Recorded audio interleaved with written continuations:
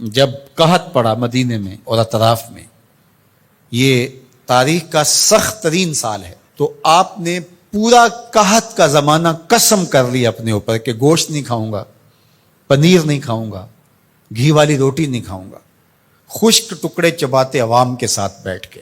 آج جب کہ ملک معاشی بحرانوں میں مبتلا ہے، حکمرانوں کے طرز زندگی اور ان کی آنی جانی آپ دیکھیں۔ حضرت عمر کا نام لینا آسان ہے، لیکن حضرت عمر رضی اللہ تعالیٰ عنہ کا طرز حکومت دیکھیے۔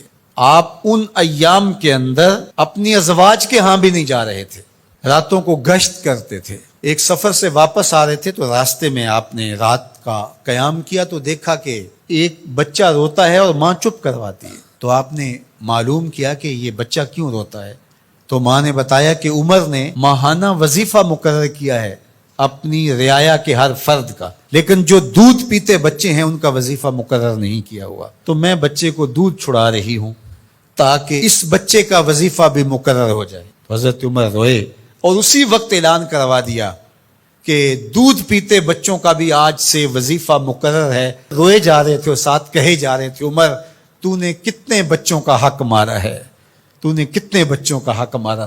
یہ ہیں حضرت عمر رضی اللہ تعالی عنہ۔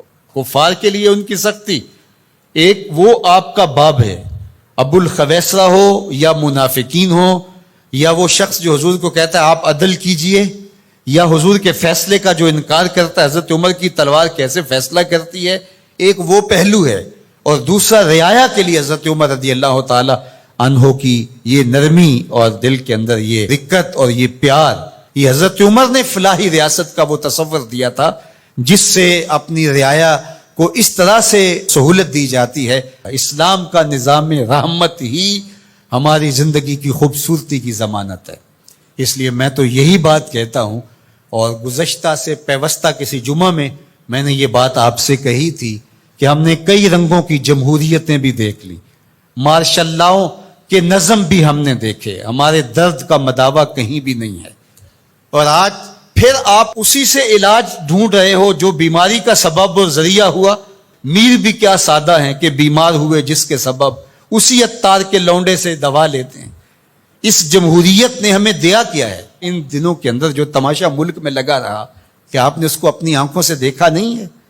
کہتے ہیں کہ جمہوریت بہترین انتقام ہے۔ یہ کیا انتقام ہے؟ یہ تو عوام سے انتقام ہے، اور تمہارے اکاؤنٹ بھرتے ہیں اور تم پیسے بھر کے جو ہے وہ دیگر ممالک کے اندر شفٹ کر دیتے ہو، اور اس غریب عوام سے جو تم بدلہ لیتے ہو، غریب عوام تو وہاں کی وہی ہے۔ یہ مختلف رنگوں کی جمہوریتیں، یہ مختلف رنگوں کی مارشل لائیں اور مختلف رنگوں کے نظام انسانیت کو کچھ نہیں دے پائیں گے۔ آپ بتاؤں تجھ کو رمز آیا ان الملوک، سلطنت اقوام غالب کی ہے کہ جادوگری، خواب سے بیدار ہوتا ہے یہاں محکوم، اگر پھر صلاح دیتی ہے اس کو حکمراں کی سہاری۔ دیوے استبداد ہے جمہوری کبا میں پائے کوب، تو سمجھتا ہے جس کو آزادی کی نیلم پری۔ یہ نیلم پری آزادی کی نہیں ہے، یہ دیوے استبداد ہے، یہ جبر و استبداد کا دیو ہے جس کے اوپر اوڑھنا اوڑھا ہوا ہے جمہوریت کا، اندر وہی خوفناک چہرہ ہے۔ یہ جمہوریت ہمارے درد کا مداوع نہیں، ہمارے دکھوں کا علاج نہیں ہے، ہمارے دکھوں کا مداوع ہے تو وہ نظام خلافت ہے۔ اس کے لیے مجھے اور آپ کو کوشش کرنی چاہیے۔ اس جمہوری نظم نے کیا دیا ہے مسلمانوں کو؟ جب مسلمانوں کے پاس اپنا نظام خلافت موجود ہے تو اس کے لیے راست اقدام ہو کہ جد و جہد کیوں نہیں کی جاتی، اور قوم کو سب سے پہلے باشعور بنا کر کے افراد اور رجال کار تیار کر کے اس نہج تک کیوں نہیں لے جایا جاتا؟ جب سمت ہی ہم نے درست منتخب نہیں کی ہے تو جتنا تیز بھاگیں گے اتنا منزل سے دور ہوتے چلے جائیں گے۔